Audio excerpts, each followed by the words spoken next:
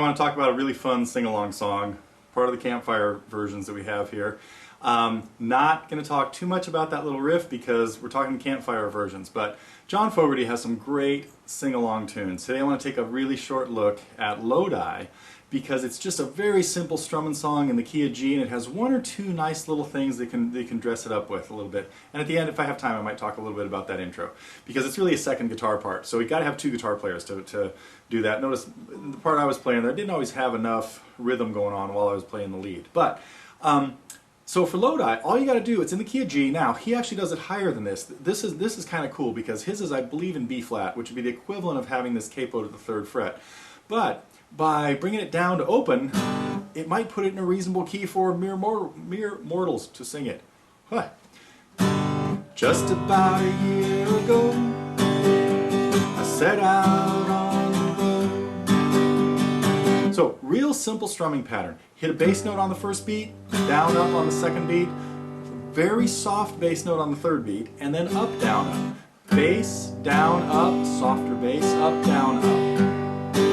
Changes to C, G. Now a nice little descending bass part. So for that line, you hit the G in the bass, down, up, then add F sharp in the bass by moving your 2nd finger to the 2nd fret of the 6th string. That's the second half of that measure to C, back to G. Does the same descending bass thing again.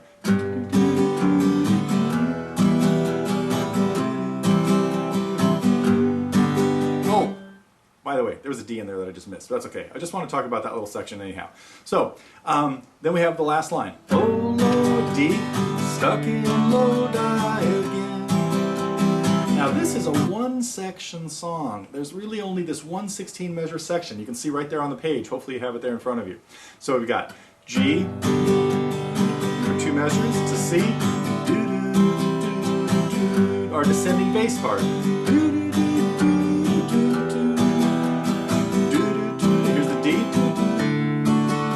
Same descending bass part to C, G, and then kind of the punch line. So what really amounts to being a chorus in this song is just that he sings that line, "Oh Lord, stuck in Lodi again." So that's the 4th line of every verse. Not really enough to call it a chorus, but it's what really ties the song all together. Oh Lord, stuck in Lodi again. Now, with really simple songs like this, a very common thing to do in a recording to make it a little bit more interesting. Some songs that do this are The Gambler, John Lennon's Woman, why are no more coming to my mind right now? Doesn't matter. Morning is Broken, which works in a completely different way. So I may elaborate on those some other time. But the thing that happens here is John now wants to modulate and have the whole thing move into the key a whole step higher. So, instead of using G's, C's, D's, and E minors, 4 chords in the key of G, 1, 4, 5, and 6, he now wants to run through the last verse in the key of A.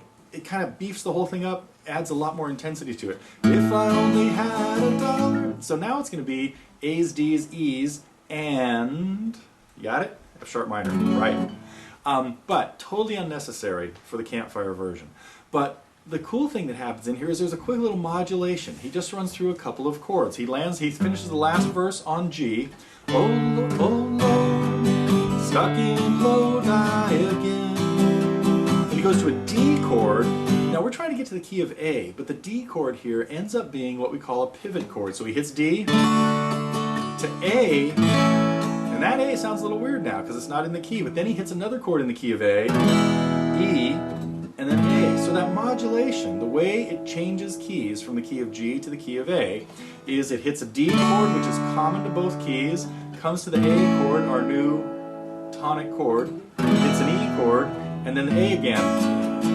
And by the time you're in the 2nd measure of A, it's just cooking along and you don't even know anything's different. So anyway, so Lodi is a really cool tune, very simple, easy to play, and you don't have to do the modulation at the end, but if you want to. Oh, does he do this in Looking Out My Back Door? No, doesn't, sorry. But it happens in a few other Creedence tunes. So anyway, that's it for today's campfire look at Lodi. You got the words, you got the chords, you got the guitar, you got the pipes. Get some friends and sing the tune.